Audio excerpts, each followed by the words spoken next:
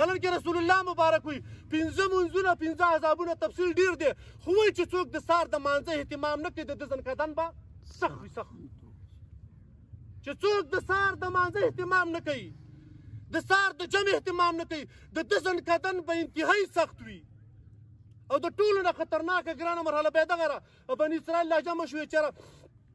الله ته درخواست کوو چې موږ ته یو سړی راپاڅوي مړی چې موږ ته د حالات تپوس وکړو نو لاړ او دعا یې وکړه او سړی راپاڅېدو نو هغه ویښتان هر څه سپین شوي وو دغه نو بیا هغه غریب بیرېدو داسې چې هغه چېرته قیامت قایم دی نو بیا ویل موږ ته لږ حال راته وي ځنکدن څنګه عمر څنګه ویل شور مه کوئ 100 کاله وشو او 100 کاله پس هم د مرګ تریخوالی زما پالک تېرې 100 کاله وشو 100 کاله مرګ حالانکې دا خو هغه کېدای شي ښه سړی و برابر سړی و نو چې لا پرې نور سختېږي او چې څوک د سهار د مانځه اهتمام دا سبق را سوی وي چې څوک د سهار د مانځه اهتمام نه کوي د هغه ځنکدن به د ځنکدن د خولې نه به ورځو که نه به ورځو سهار د مانځه به څه کوو اهتمام به کوو خوښه مو ده انشاءالله ډېر کتابونو لیکلي که څوک د خپل د دنیا د ژوند غمونه هم ختمول غواړي د سهار د مانځه اهتمام دې کوي او که پانسېدي د مقتدیان ته هم تېره جمعه په دې تقریر هم کړی که نه پاڅېږي نو بیا شیطان راځي او ستا په غوږونو کې څه کوي شابئ ستا په غوږونو کې میتیزې کوي میتیزې نو چې شیطان دې بیا په غوږ کې میتیز نو هغه بیا خیر خبره اورېدی شي بیا به دغه شان ټوله ورځ ګرځې به او ستا په غوږ کې به شیطان میتیزې غول کړي او به ګنده به ګرځي نو بیا هغه انسان نه به څه خیر خور شي او چېرته به د خیر خبره واوري او چېرته به د خیر خبره وکړي او چې نه پاڅېږي شیطان وایي دم ګوړې پې کوي علیک لیل طویل فرقد وایي لا اوږده شپه نه مړه چوک ناره کې وایي اوده شله هغه پې سحر کوي کوړې به انتر پې کوي نو چې شیطان ورباندې سحر کوړې وکړي نو د هغه ژوند به څه وي او دین به یې څه وي په دې بنیاد یقینا ګوره زه وینم دنیاوي اعتبار سره موږ ترقي کوو خو د دین په اعتبار موږ ښکته روان یو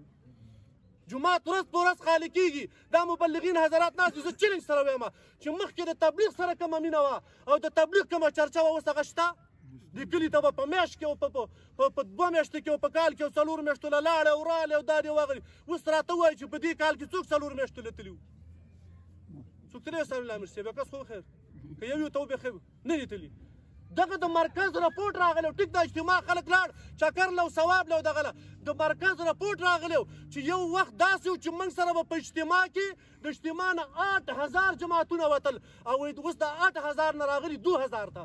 دیني تاوان هم کړی دی ډېر دیني تاوان کې روان یو دا خو لالا مشران شته سپین ږیري څه فکرمند دي چې لالا نوی نسل دا راته مشر شي او دا راته پلار شي چې خدای خبر شه چې دا بلا څه کوي دا خو به ټول جومات هم پرېږدي نو دیني ذهنیت پکار دی ښه صحبتونه او دا ښه ژوند هسې په دې ویل خلیل دا ژوند ښه نو ښه ژوند به دا وي چې ته به ښه ځایله ځي جومات نه به ځې خو خلکو سره به کښېنې ښه حالتونه به اختیارانواله به دله ښه مرګ راځي او چې مرګ دله راشي هم دغه شان به بیا وي چې جومات تبلیغ دین دې سره نو په ښه حال کې او که نه چېرته ډمانو سره کښېنې پاڅې او چېرته فاسقانو پاتې نو چې مرګ دله راځي پیس په جوړ کې به بیا به بد مرګ وي الله دې موږ د بد مرګ نه وساتي الله دې موږ د ټولو ښه مرګ هغه نصیب کړي په دې به جمعې ورځ بیا به هم تقریر کوو تقریرونه هم ډېر شوي دي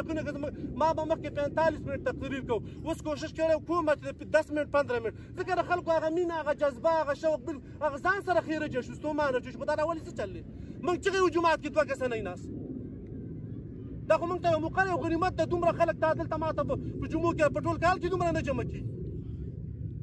خلک جمعې ته تلل وختي د هغې څومره اجر او ثواب دی څوک وختي نه تاسو وینئ دا حال یو غر او یو غور او منډه او دا نو د الله دپاره د الله دا زما ذمهواري وه زما د ورور ما دلته د دې ورور ترجماني وکړه جنازه چې وکړه مال دا ستا حق دی ویل ته زما مشر ورور یې ته مخ دا اوس هم د ده حق په تاسو چې تاسو د خپله غاړه خو د ده غاړه مې هم خلاصه کړه خپله غاړه موږ سره نور داسې څه وس طاقت اقتدار نشته چې به زور سره خو دغه واز دی او نصیحت دی او چغه وو الله دې پې مال او تاسو